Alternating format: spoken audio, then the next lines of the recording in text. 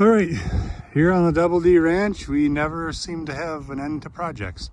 So I just got the brilliant idea that we need a small little hoop house to start our vegetables in and get a good start on the garden. Because last year we tried it in the house and we ended up with a dusty mildew on everything because of not enough airflow in there. So this will be the new hoop house. It is 10 foot wide by 16 foot long. I purchased from Home Depot two 16-foot 2x6s and two 10-footers, and that's how I built the frame. And then each one of the hoops has two 10-foot sticks, accompanied by, on the ends, just a simple T. And then in the middle, we have a 4-way. I didn't know they sold those at Home Depot, but I guess because of all the crafters and stuff, they use the heck out of them. So I put T's in there all the way down. These are 2 foot on center, so 24 inches, 24 inches, 24 inches. And then these pieces right here, I only had to be cut at 22 inches. So that's your dimensions. Just a full 10-foot stick and then 22 inches. All put together, nothing's glued. I drilled holes, pilot holes in the PVC down here and just screwed them into the boards. I think I'm gonna add another layer of, either I'm gonna do more PVC across here and just bolt it together for strength, or I'll screw it to a 2x2 maybe, and then that'll be actually a good point where I can put the crank.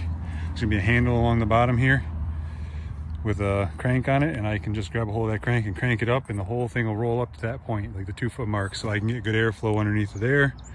And then it'll be doors on the front and the back, so that'll be good airflow also. All right, well, kind of rushed along, got it done. It ain't the prettiest. I mean, you can't really do a whole lot with these corners or the ends because you got wrinkles everywhere. You try to get rid of them. But I'm still yet to put some wood trim down here to clamp, just nail it down so it holds the plastic. And I'll probably go up and around the door too, just as an extra precaution so the staples don't rip out. Kind of like what I did down here. And I still got to trim off the excess there. But it's all done. Not happy with the quality of this plastic, or not quality, but clarity.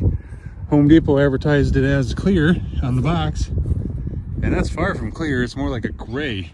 So when you come in here, I got 2 hinges on the door. It's just made out of 2x2. I made a handle out of PVC because I already had PVC out here. 1 latch. It's dirty in here because I haven't picked up all the mess yet, but inside it's definitely a drastic difference in temperature. So I got all these supports just screwed together there. I added this support here for extra strength because it seemed that I could wiggle this whole wall before. So now this wall is not only fastened right here, there's a screw that goes in there. Not only is it fastened there, but it's also got this support that runs into the roof support, and it kind of just puts everything through. All the force goes through this pole, and then the exact same on the other side. So doors are just simple doors, made out of the 2x2s and wrapped in visqueen or this plastic. But yeah, see that 6mm plastic? It clearly says clear. That don't look very clear to me, but it'll work. The temperature in here is so much more higher than outside. So, you seen in the last video, I just did the 16-foot by 10-foot perimeter screwed together, and then I pre-drilled all the hoops and screwed them into the wood. I built the doors today out of just 2x4s, and I notched it around that so it'll set on top of there, and then I could add some screws from the outside, and then I just added these supports on either side to give it a little extra, and then measured and cut those on a 45, or that ain't a 45, whatever angle that is, whatever it was that I figured when I set it up to here. And I just cut them with a chainsaw. My reciprocating saw blade was dull, so I just fired up the chainsaw after I took these, leaned them up against here, took a marker and drew the line on both ends so I had the right angle, and cut them off. And then like you see there's just 1 screw going right down into here through there. So that's all there is to it.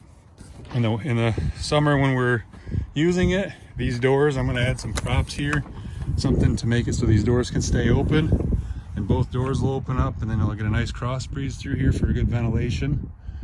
And I guess if I have to, I can frame out something up here and then put a fan in there, but I don't think I need to. it had to be solar because it's quite a ways away from the house and there's no electricity out here. So barn's over there, house is over here, it's by the garden, so we have no electricity.